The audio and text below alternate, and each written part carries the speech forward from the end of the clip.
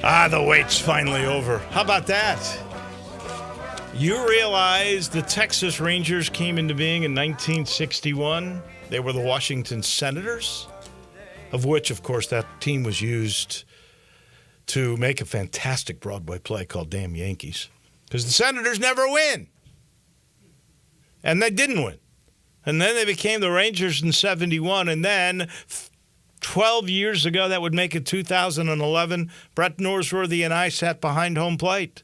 We sat next to the St. Louis Cardinals families, thanks to the late, great George Bryant. And we watched the Rangers within one strike of finally winning the World Series. They couldn't do it. Lost. David Freese sent them to Game 7. Game 7, Cardinals a winner. The wait for the Rangers and Dallas and anybody who loved that organization kept going.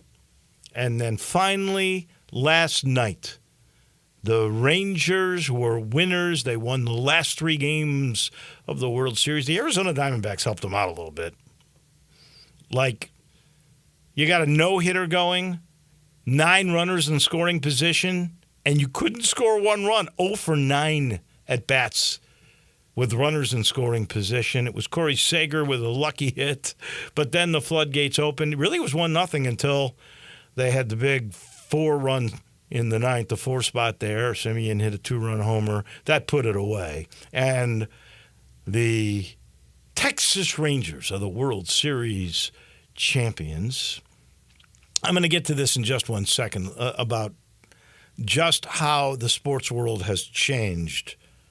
Like since those 60s when this became, when the Senators became an expansion team, how the world has absolutely changed.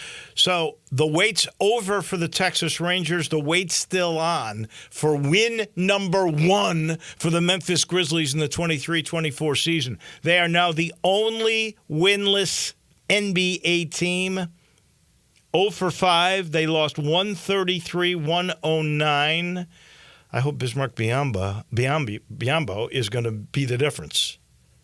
I doubt that he will be, but he'll be joining the team now in Portland. They got back-to-backers there.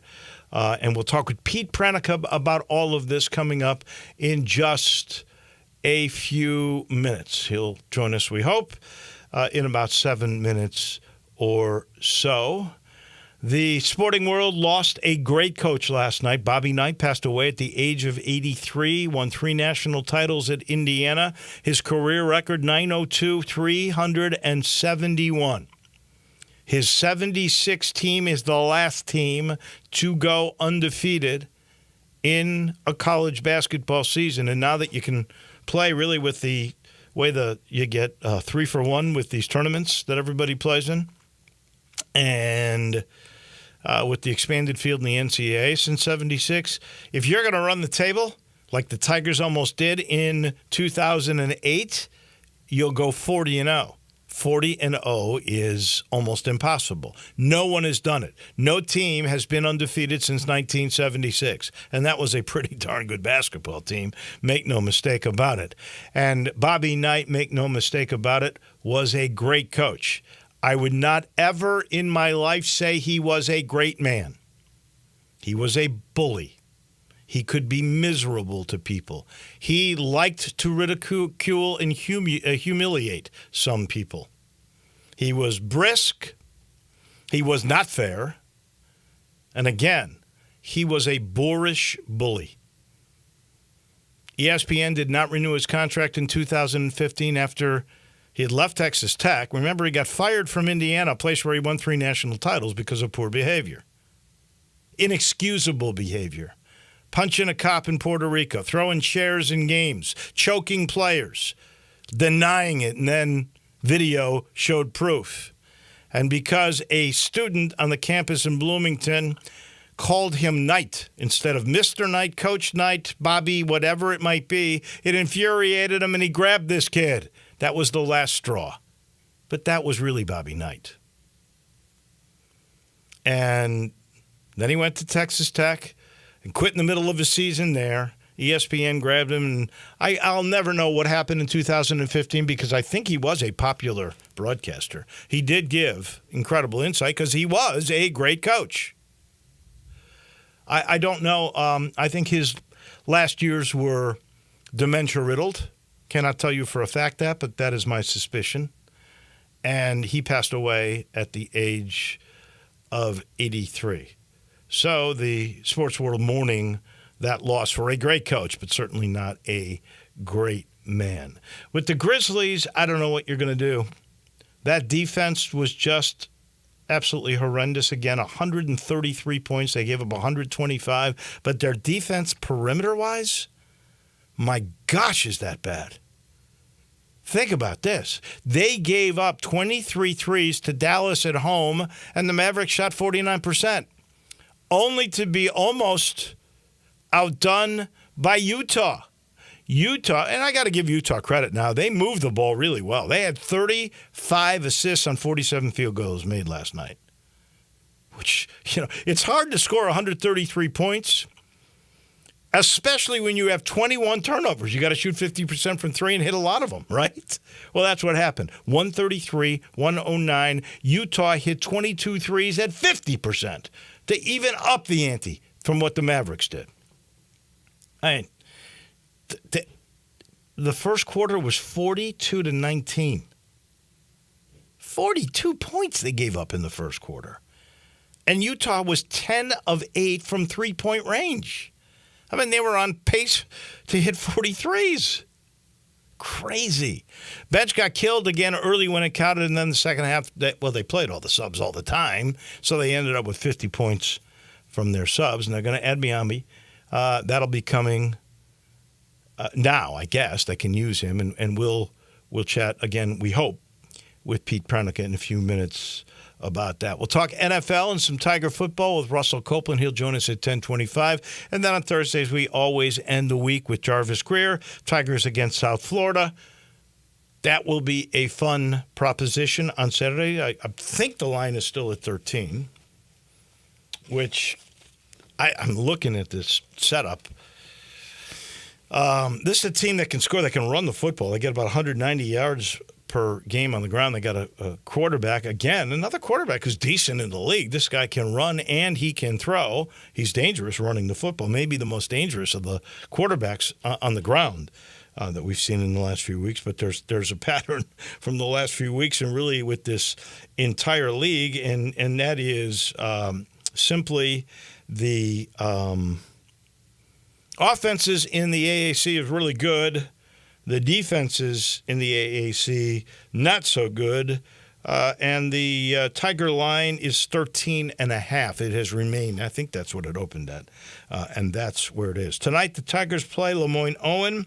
And this is a great story. And I had an opportunity yesterday to have a long chat with Antonio Harris, the new coach at Lemoyne-Owen. So Harris grew up in Lemoyne Gardens. He played youth sports for the programs in Lemoyne-Owens that were put up that competed like in national things. So they had their own youth group. He competed in that. He went to Booker T. Washington, played with Lorenzen right there. Really well-spoken guy. Then went to Tennessee on a scholarship, and he played for Kevin O'Neill. He didn't think he was getting a good amount of playing time. There was a tragedy in his family. He had just had a little girl. He decided, I got to get home. I want to be a present dad. And so he came back and became the greatest shooter in the history of Lemoyne-Owen. His threes made are still, I think, a Division II record. He led the country 2 years in three-point field goals made, and I think in three-point field goal percentage. Great shooter. I think Penny was quoted as saying the best shooter ever to come out of Memphis is Antonio Harris. Came back to run the boys' clubs, and when Booker T. Washington's coach finally retired, I think he might have passed away, he took over the program. He said the only college program he would leave because it was a sense of community was for Lemoyne-Owen.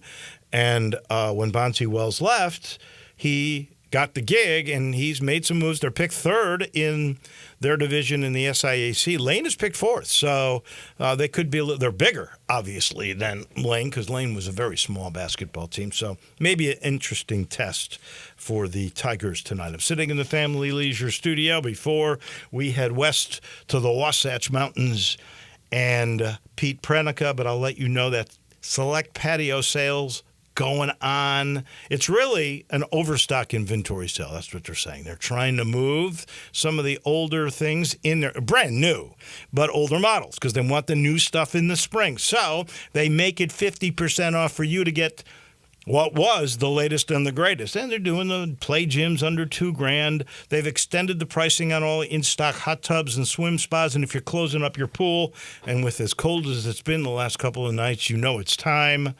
30% off. All you got to do is get to I-40 and Whidden Road. That's where you'll find this great sale going on at Family Leisure. Our title sponsors, Genesis of Olive Branch. That is right in the heart of Olive Branch, right at the corner of Craft Road. That's the first exit off Highway 78, which is Lamar, which has been, they've done a lot of work. Man, does that thing move now? You'll get there and boom, no time. Turn left, go see Chris Drew. Actually, go see Vinny Gerard. He's the guy over all of the Genesis cars. And right now, special sale prices on GV70s, the smaller SUV of that luxury car, and the GV80. You want to talk about toys, the new technology. That's what you'll find at Genesis of Olive Branch. And go talk to Vinny. He's an interesting guy. Special financing, too, on those SUVs. That's what's happening at Genesis of Olive Branch. We go west. We go to Salt Lake City, and our friend, the TV voice of the Memphis Grizzlies, Pete Pranica, who's waking up early for us today after the disappointment of last night. I point the finger at defense, particularly on the perimeter. That's 2 games in a row where teams have shot about 50% from 3 and have gotten into the 20s. You tell me what's going on. Good morning. Good morning. Yeah, that was it was not a night here in beautiful Salt Lake City. Perimeter defense, I think, saw this at times last year, Dave, where there's a lot of overhelping and trying to take away the paint because, going into last game, Utah is one of the best paint scoring teams in the NBA, one of the best offensive rebounding teams in the NBA. So there's a lot of helping. But even though, since Donovan Mitchell has left, Utah has become less reliant on the three. They're still very good at it. And Lauri Markkanen started the season on a heater, and that was an issue. And then the Grizzlies, I think, offensively kind of bailed Utah out. Utah was allowing teams to shoot 52% from the floor, 57 paint points. The Grizzlies set a franchise record for threes attempted. So it was just a combination of a lot of really bad factors. And, there was good competitive spirit in the second half, but the game was already pretty much gone, by halftime. The need for a big man, obvious, was not a great night for Xavier Tillman. And, rebounded again. Bench points were terrible in the first half. You played subs a lot in the second, so that evened out. Will the addition of a big man, which is coming, is that going to make a big difference? Well, it's going to give you another body. I mean, when you think this, you're going to miss Steven Adams the entire season and Brandon Clark for most of it. You need to have another body. Why are the bench numbers so bad? Well, because the bench is so short, and it gets Derrick Rose now being out. So, he's not the miracle water from Lourdes, but certainly going to be a big body, high IQ player, high character player, guy who's going to come in and help as a veteran. So he will help. There's absolutely no doubt about that. Because, Xavier, just the last couple of games have not been very good for him. So you get another body in there, and it gives you another option, another thing that you can do that you otherwise have. So it is going to be a help, and hopefully the rebounding numbers will come up, and things will be better once you go to Portland. Portland's dealing with some injuries as well, but they're coming off a victory in Detroit last night. Bismack Biyombo is a guy who's 31, 4 points, 4 rebounds, and an assist last year for Phoenix. He's not that old, 31. Can he have a major impact, or is he just really going to help Tillman a little bit, and the Grizzlies are going to have to make a move? I don't know that Bismack has ever been a major piece of any team. I think he's a good complementary guy. I think he will add to the depth. Good defender, rim protector. Those are the things that he's going to be able to bring to the team. Like I said, you're adding another body to the big man core, which is very, very much depleted and will be depleted for most, if not the entire season. So he'll help. But like I said, is it a miracle cure? No, it's not. This team just has to settle in defensively, and I think offensively, they want to shoot more threes. That's fine, but I think you have to get a piece of the paint. And one of anything else, people may not realize that only Shai Gilgeous-Alexander drove the basketball more than John Morant. So those were the two guys that collapsed defenses more than anybody else in the NBA last year. And kind of losing. There we are. Kind of losing you in and out there for a second. I think you were making the point that SGA and Ja were the two that brought defenses in. So I'm assuming that opened up 3-point shooting. Is that the point you were making? Yeah, exactly. I mean, Taylor Jenkins talks about let's get a piece of the paint, and I think last night what happened is that the Grizzlies didn't get a piece of the paint, and there were trees and they weren't falling, and it just kind of tumbled down as a snowball effect. So, the ability to collapse the defense a little bit, get a piece of the paint, to get a touch, to spray it out for an open three, I think is where really they want to be, and it's not where they were last night. What's wrong with Derrick Rose, by the way? He did not look so good in the last game he played. Sore left knee. Taylor Jenkins saying before the game that they would evaluate him in a week. So that would pretty much rule him out of the next two games in Portland for sure. Man. Would you believe that the Grizzlies, 5 games in, would be the only team without a win in the NBA? Would not have taken that wager at all.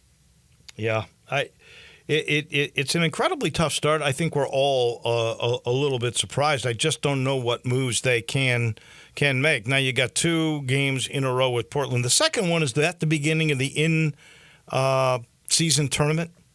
The first one is the Friday game. Friday, yeah, that's the first one, and then the first home season tournament game in November the 10th against Utah. Huh. What do you think of this thing, this in-season tournament? I like it. I think it's something new. It's going to create some new interest. Everybody's going to get a brand new court, and the courts are basically along the same template design. Everybody will unveil their city uniforms. So it's going to be special. The NBA wants to make it visually special, and they're just trying to create a new competition, a new tradition. What's nice about it is that the games are part of the regular season. They count as part of the 82. So, it's not – I don't know that coaches are going to coach any differently. I think the only thing that may adjust is that, the top 6 teams or the top team in each of the 6 groups will advance plus 2 wild cards.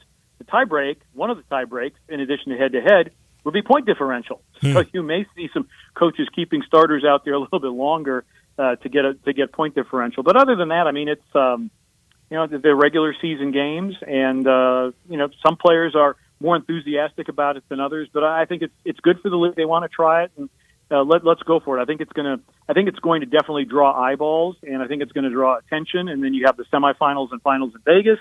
So I think it's a good reach by the NBA to try this, and they understand that they may need to tweak it going forward, but it's something that has been on Adam Silver's radar for quite a while as a big soccer aficionado. So we'll see how it plays out. But I'm liking it so far. I think it's going to be terrific, and I know they're trying to market it. So I think the players and the coaches have to also buy in. There can't be load management, that kind of. I mean, it's got to really mean something. But I think that that is how they intend it to be. Last thing, and we appreciate you on the road early there. I know you're leaving today to go to Portland. We do appreciate your effort this morning. You're a Midwest guy, grew up in Wisconsin, but went to Notre Dame. We all know your love for Notre Dame. State of Indiana, and last night the passing of Bobby Knight. Any thoughts? Well, I did a couple of Notre Dame Indiana games when I was a student there, and of course, Bobby Knight and Digger Phelps, they had a love-hate relationship with each other. I don't think that you can put the legacy of Bob Knight into a couple of sentences. I think he was a phenomenally complex man. He could be extremely generous and thoughtful. He could be extremely profane and abusive. And I think he is probably one of the most complex individuals I think we've ever had in American sports, because for some people he was absolutely amazing and a great, generous person, and for other people he was far less than that. So complicated legacy. But still one of the greatest basketball minds I think we ever had at the collegiate level. No doubt. I agree with all that you've said. Complex is a great word for it. I was one that he was not so kind to. So my view of him is not wonderful, but the clearly a great coach. There's no doubt. Not a great human being. I think there's no doubt about that either. Pete, thank you so much. We appreciate it. Best of luck. They're due to win one of these games. They're not going 0-82. I can promise you that. No, will not happen. Hopefully we'll get things right in Portland. Thank you, my friend. We'll talk next week. Sounds good. That's the voice on TV of your Grizzlies. That is Pete Pranica. He is brought to you by the good folks at Southern Security. Now, that should be your hometown bank. They've been around. They're unbelievable the way they are now in their 70th year. Isn't that something? 70 years of taking care of banking needs throughout our community. Getting bigger all the time, too. They just broke ground for a new place. That would be in Collierville. What a job Dawn Grader is doing. And as we say, they've been serving the Mid-South with banking with unbeatable rates, low fees, the best of service, and the newest of technology for 70 years. So if you're a business owner, you're in need of an auto loan, maybe you need better benefits with your credit card, Southern Security can handle all your business banking needs. They're going to give you the best rates on everything, I promise. And they'll even talk with you on the phone. All you got to do is call 901-452-7900. Talk to one of their team members about becoming part of the family. That's the way they view it. They're big sponsors of the U of M. They're your home team credit union, banking the way it should be done. That is Southern Security. We take a break. We talk NFL. We'll talk a little Tiger football, too. That'll come from Russell Copeland in just a matter of minutes. Add a little fun to your lunch break. Join Johnny Radio for Sports 56 Happy Hour from 11 to 1 every weekday on Sports 56 and 98.5 FM. Pizza lovers and sports fanatics, Ferraro's Pizzeria is your Sunday ticket headquarters. Catch every pro game on multiple big screen TVs while enjoying $2 beers, $9 beer buckets, and mouth-watering pizza. We're talking the cheesiest, most delicious New York pizzas in town with all your favorite toppings. What are you waiting for? Grab your family and friends and get to Ferraro's, corner of Jackson and Main, just east of the Pyramid. Enjoy every pro game at Ferraro's Pizzeria and Cheesy Corner, your game day destination. Hey fellas, Bill Russell at Russell Brothers Fine Jewelers, and this year it happened on October 17th. I had my first gentleman ask me what he should get his special lady for Christmas, and my answer was this: get her something she will enjoy and get her something she will absolutely love. Think about her likes and her dislikes. You might even ask her what she wants. Then, come let us show you the finest, most beautiful jewelry in Memphis. This will be our 38th Christmas, and for many of our customers, they've been with us for every one of those 38 years. They come looking for beautiful gifts, fine jewelry that makes a lady's eyes sparkle, but they also know that they will receive quality and service that is unsurpassed in Memphis. And at Russell Brothers, you can play St. Nick knowing that if you don't make the right choice, our money-back guarantee will allow her the ability to exchange her gift for one that she really does love, or she gets your money back. For 5 decades, we've helped thousands of Santas. We'd love to help you. Russell Brothers Jewelers, 4646 Poplar at Perkins. QVC is throwing the biggest holiday party of the year, and you're invited. Our non-stop holiday party is coming to you live for 49 straight hours of holiday shopping, tips and tricks to own the season, non-stop fun, and so much more. We'll be joined by our favorite celebs and guests, but it won't be a party without you. Join us for our non-stop holiday party, November 4th and 5th, everywhere you watch QVC. This is shopping brought to life.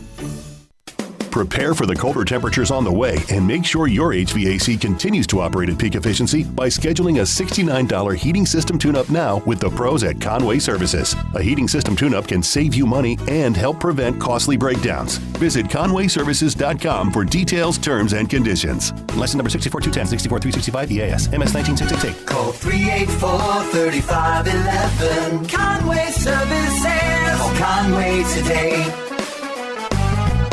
Ole Miss Rebel Yell is back. The Rebel Yell Hotline Radio Show is back on WHBQ Sports 56 and 98.5 FM. Every Monday night at 6, hear the latest news on your Ole Miss Rebels with Yancey Porter with 24/7 Sports, former Ole Miss defensive tackle Mike Fitzsimmons, Gordon Ford covering SEC Sports Call, and former Ole Miss baseball announcer Gary Darby. From kickoff to free throw to extra innings, your Ole Miss sports on the Rebel Yell Hotline Show right here Monday night at 6 on Sports 56, 560 AM and 98.5 FM, your Mid-South sports station.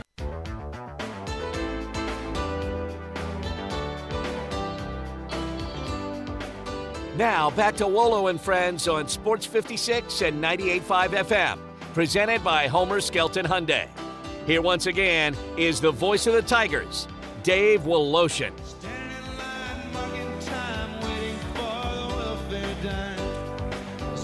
Welcome back in. Time to talk some football. Let's do it with our friend Russell Copeland, former Tiger, former NFL star.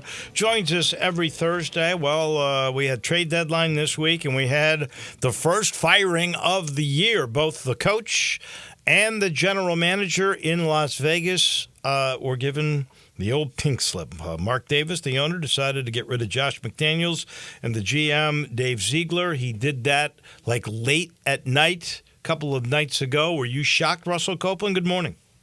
Hey, good morning, Dave. Definitely not. I mean, when you look at Josh McDaniels, I don't think that he was a good hire. 11-17 at Denver from 2009 to 2010. Now in his second year, 9-16 with the Raiders.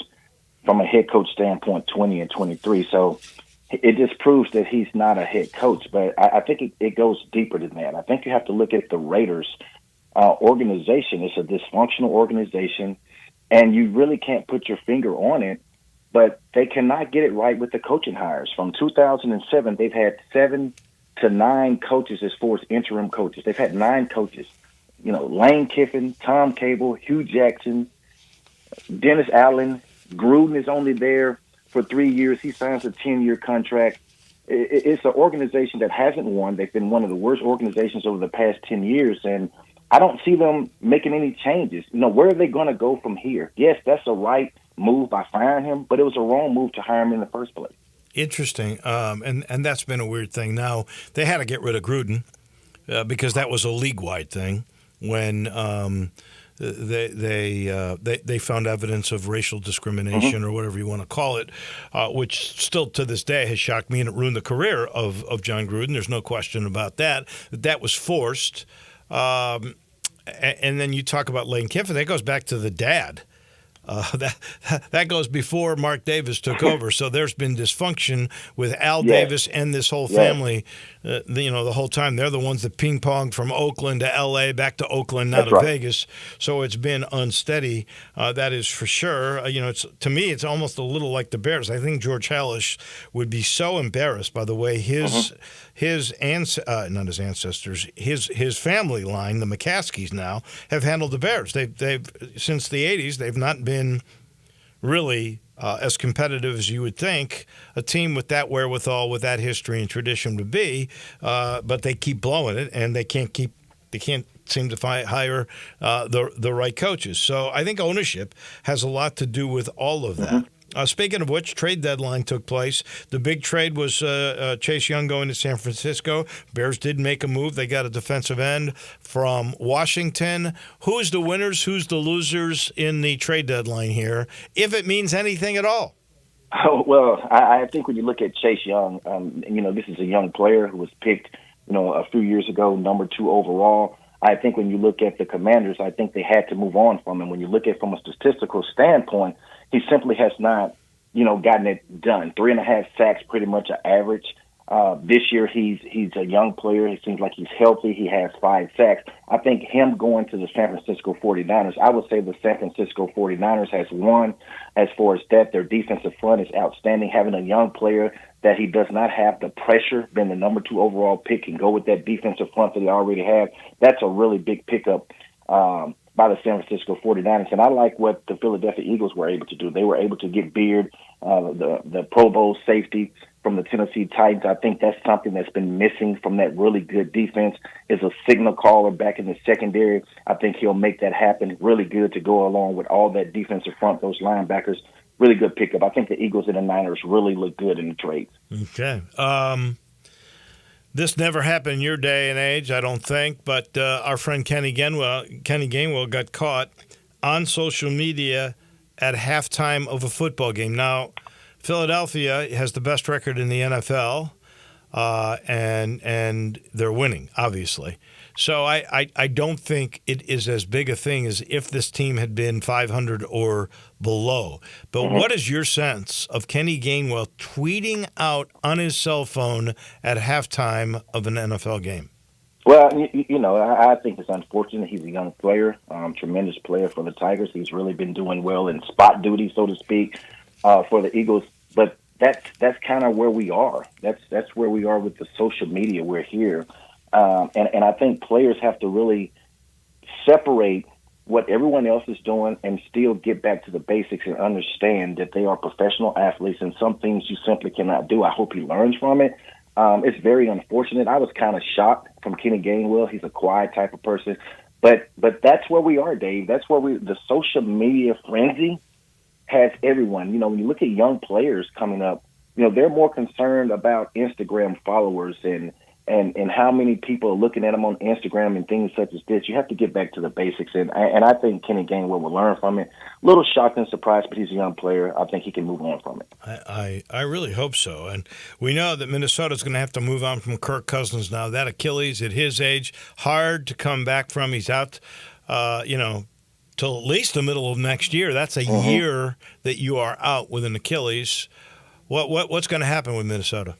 I think when you look at Minnesota right now, they were already struggling. I think it's more of where do you go from a quarterback position. I think Kirk Cousins is a solid quarterback, but you always hear the whispers, can he win the big game from me? So that's going to be something that they're going to have to do at the end of the year. They're going to have to make a decision.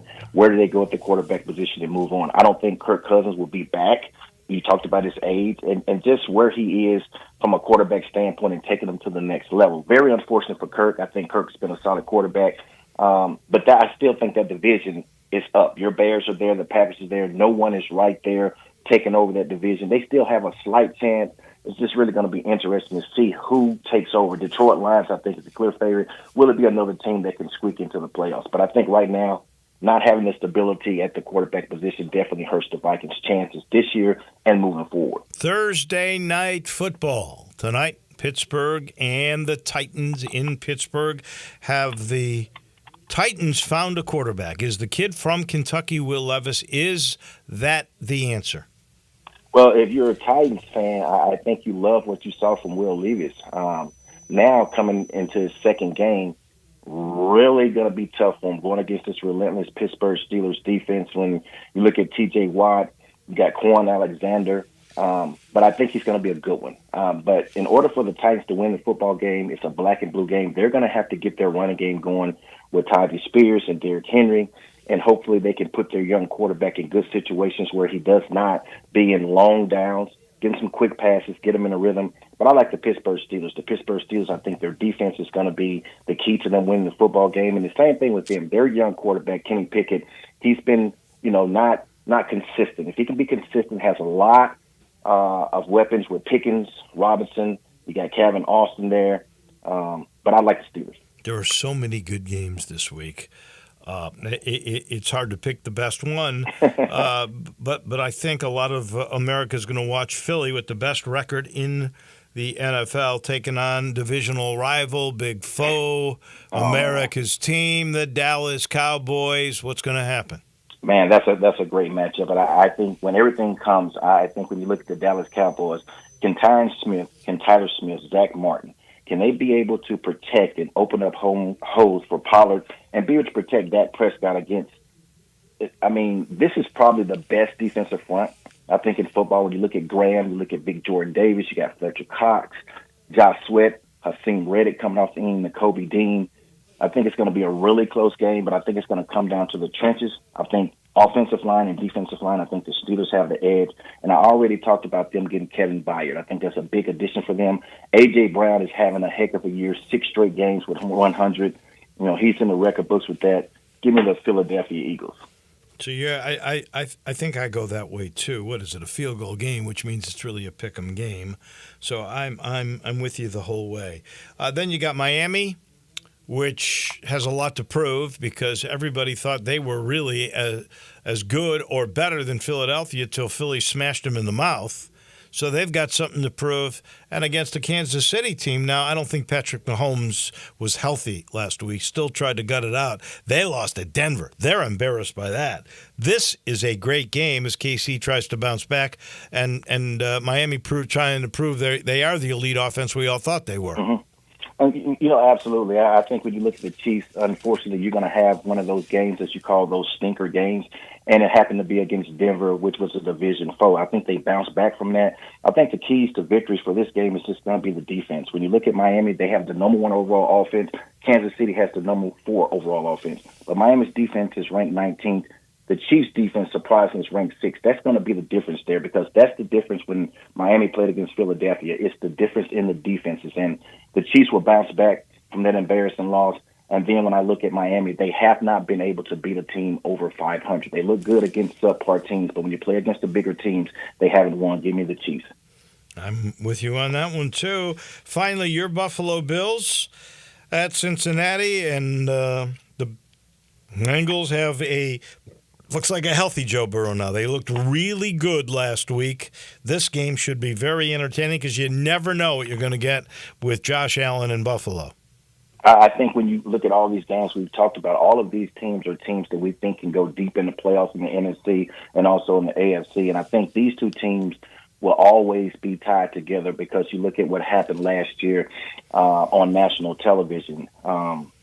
Just a terrible situation. What happened last year with that. Damar Hamlin.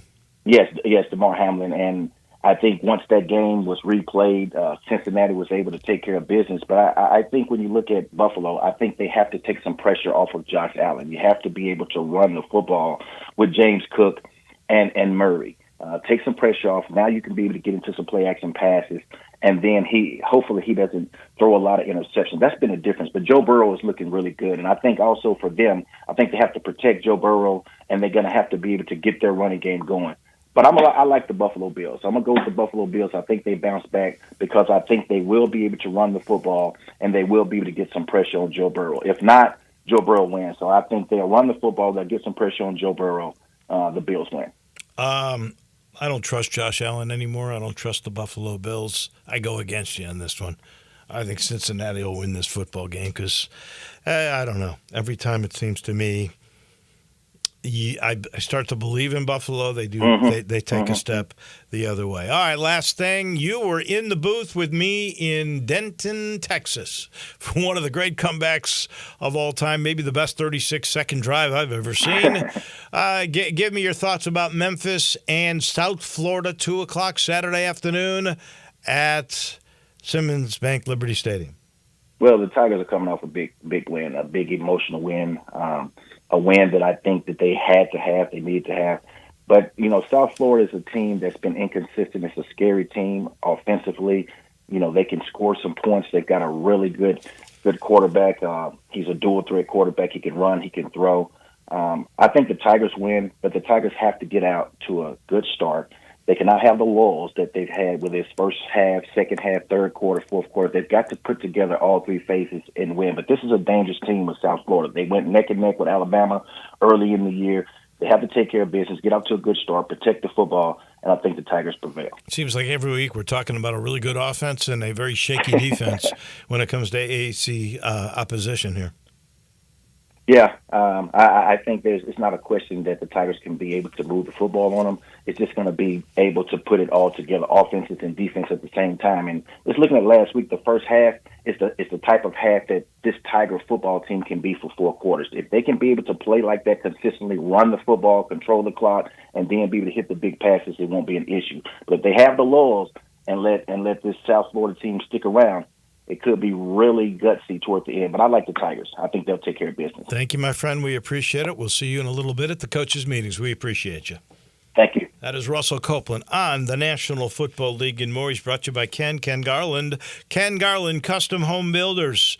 Here's another guy, 70 years in the business. His dad started it 70 years ago. He's been a part of it his entire life, and he's so good at what he does. That's building dream homes or renovating older homes and making them modern palaces. That's what he does. I call it renovation with innovation. You love your lot. You love where you're at. You don't want to move. It's beautiful. It's home, but you want modern amenities. You want the California closets. You want the island in the kitchen. You want the granite cabinet tops. You want the media room with no wires and speakers in the wall and the big screen TV. He does it all. That's what his specialty is. He knows every new technology piece that goes into a home, and he knows how to install it. Or if you're looking for land, he's got that to build that dream home. Or if you've got land, you're not sure how to utilize it. It's been in your family for a while. Now it's time. He knows how to utilize it. Just go take a look at kengarland.com and then call 751-1632 and know this.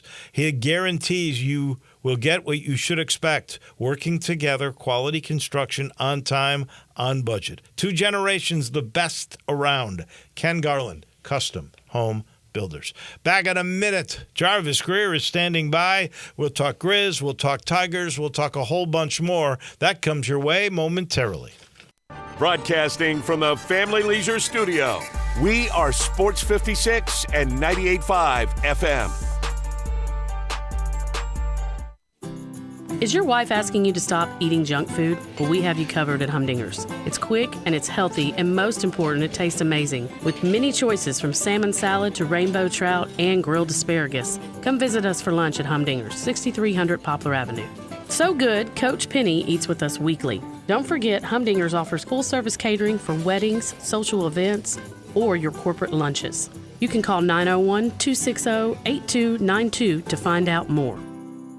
There's an institution in East Memphis that I love talking about. It's the Spirit Shop at 4848 Poplar Avenue, right down the street from Clark Tower, and it looks like a log cabin. It's been around Memphis since 1969 with a family-owned, friendly, knowledgeable sales staff that is just a wonderful place to go. I love going in and talking wine or bourbons, and they've got such great selection. So if you've not visited the Spirit Shop in a while, it's been remodeled. You'll love what you see when you need spirits. Tell Eddie Wolo said hello. Looking for your next car? Give Car Corner a try. Car Corner, located at 2653 Mount Moriah. They specialize in cars under $15,000. Bad credit? No problem at Car Corner. CarCornerMemphis.com. That's CarCornerMemphis.com. They even have cash cars under $7,000. That's Car Corner at 2653 Mount Moriah. CarCornerMemphis.com. Look for the building with the teal green roof.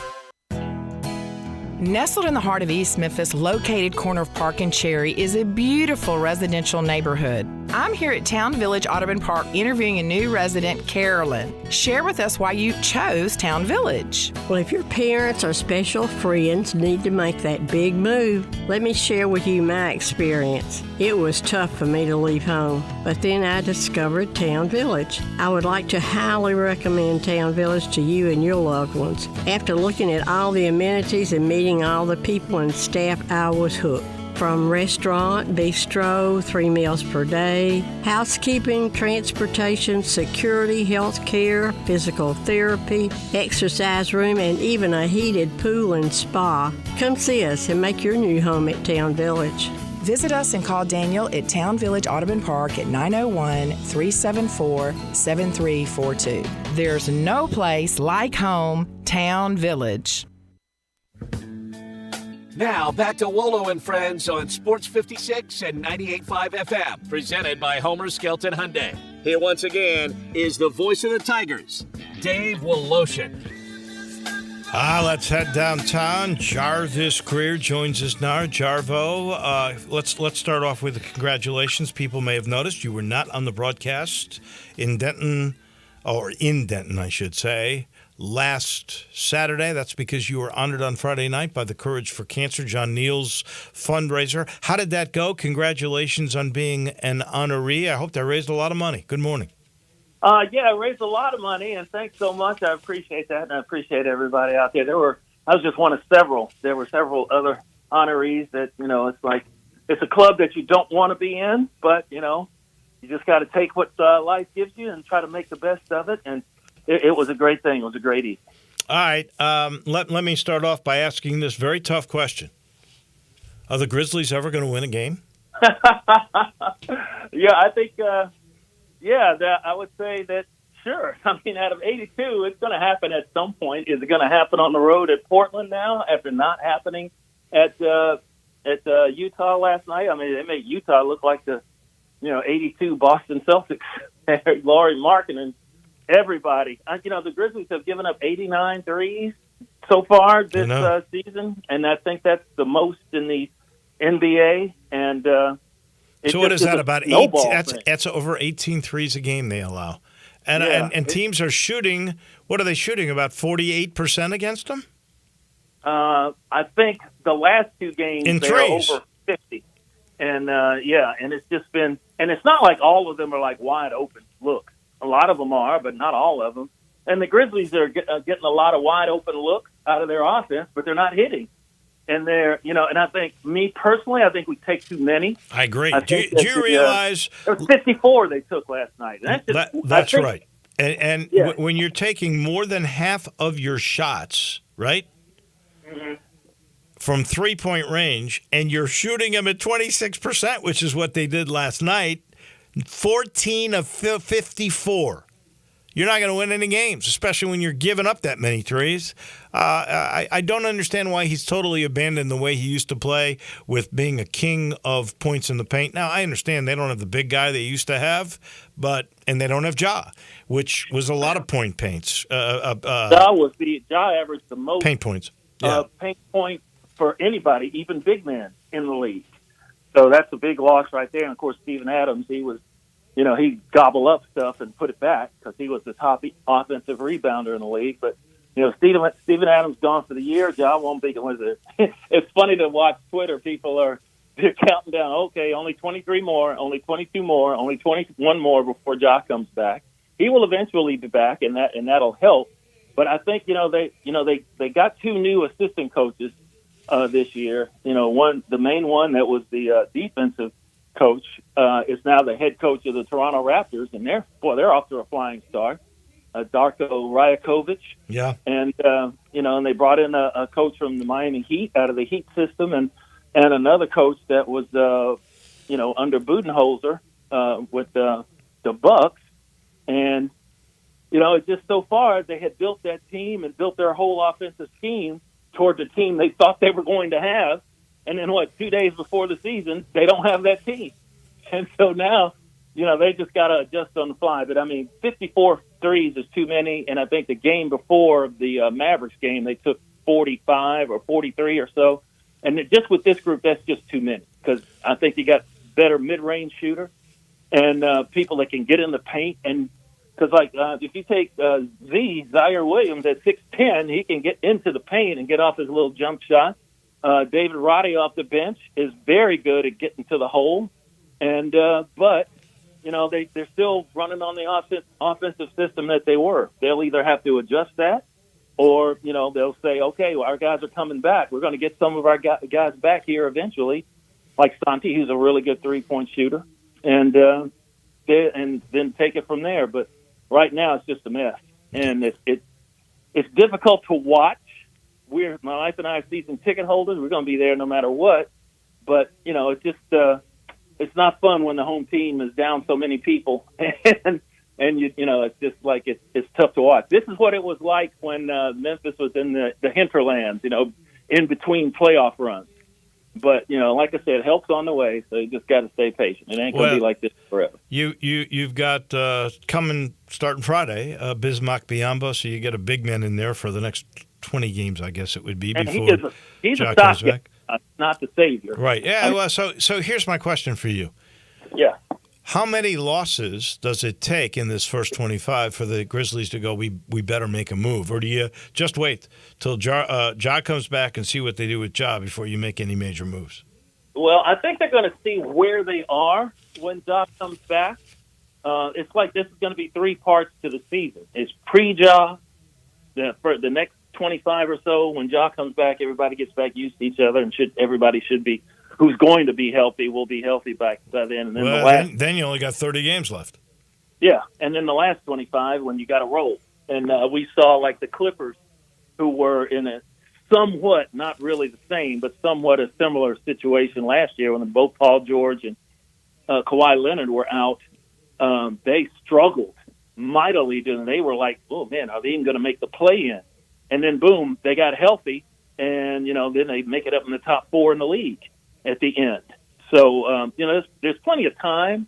It's hard to really panic when you see how many guys are out. This is how it was supposed to be. If you lose this many guys in a competitive league like the NBA, teams are supposed to beat you. Now they got to try to find a way to win a game or two before Ja comes back. Not a game or two. They got to win 8 or 9 before Ja comes back. So you really, don't put yourself in too deep of a hole. But, it's going to be a hole. It was going to be a hole no matter what. And I think that once Ja comes back, they'll see where they are, and then see how, beyond this is a 20 game audition for Biyombo if he's going to help the team, or if they'll put him in a package and trade him to try to get somebody else, either before the trade deadline or at the trade deadline. They may have to do something before, if it's not going well. Because everybody talks about windows and how long will the Grizzlies' window last. They still have some really good players in, Jaren Jackson Jr., Desmond Bane, who's been than one. They got the trio for the next 3 years: Ja, Triple J, and Bane. So the window is there, but it looks like this one could end up being a wasted year. But let's not go crazy, because the Lakers were 0-5 last year too, and ended up knocking the Grizzlies off in the first round. So we'll have to wait and see on that. In the meantime, the Tigers again, USF, Memphis 13.5-point favorites in this game. And once again, we got a really good offense and a defense that, other than when they played against Alabama, looks very shaky. Yeah, and it's like, how many times can you, put that, in the chamber and spin the dial and see what's going to happen?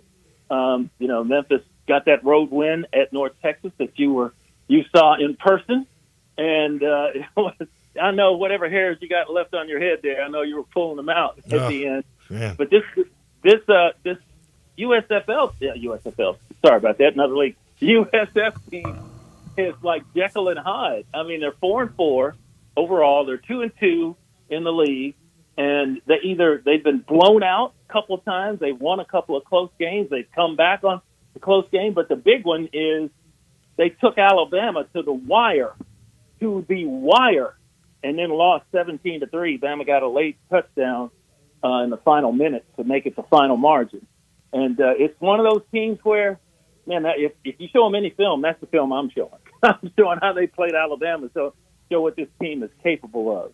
And, the Tigers, if there's a few holdovers left from the COVID year when Memphis had to come from behind and beat USF here when USF was not very good. And I think the Tigers won 34-33 on a last-second touchdown pass to the one young player that's playing with the Pittsburgh Steelers now. Can't catch Calvin Austin. Can't catch that, man, that's for sure. All right, last thing, you and I have not talked about this yet. The addition of Army into the American, even though the Army-Navy game will not count as a conference game.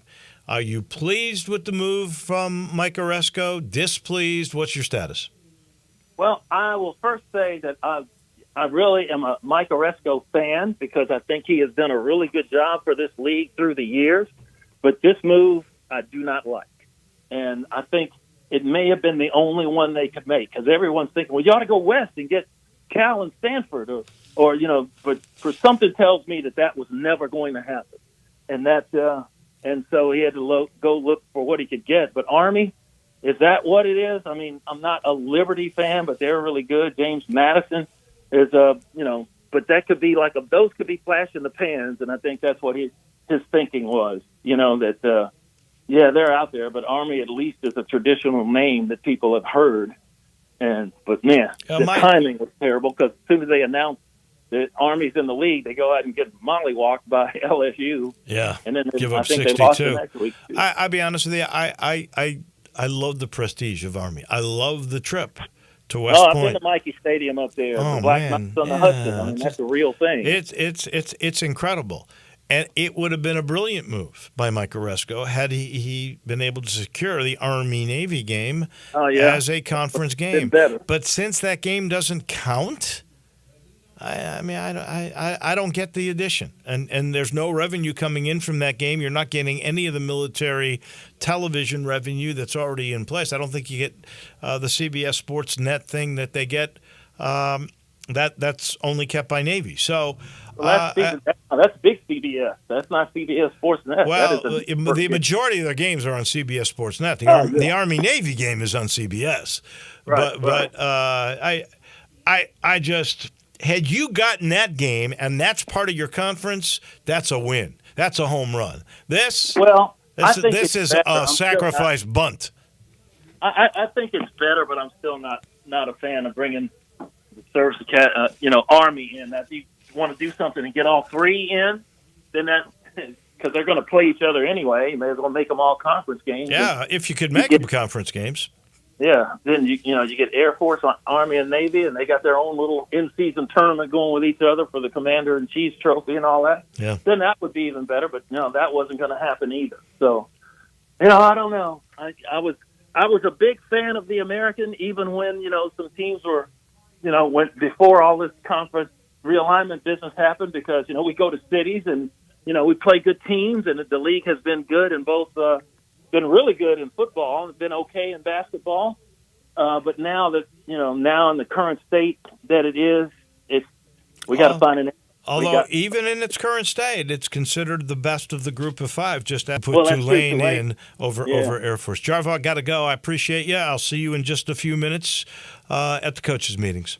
Okay, thanks, Dave. Thank you. That's Jarvis Greer, our good friend and my cohort on the Tiger football broadcast. He's brought to you by another great Tiger fan. That's the team, really, of Matt Eflin's at the Eflin Insurance. I'm talking Grant, Andrew, Heath, and, of course, Matt. And they do insurance. They do protection the collaborative way. They get to know you. They know your family. They sit you down. They find out what's important, what you need to protect, and then they find the right solution once they know your budget for your car, for your home, and for life insurance. They do the same thing with small to mid-sized businesses. If you need commercial insurance, they'll sit down with you. They'll learn about your product. They'll learn about your employees. They'll figure out, if they forecast you out, what your long-range plans are, what's your budget, and then they protect you with commercial insurance. All you got to do is call 901-386-4777. That spells out GER because they're big Tiger supporters.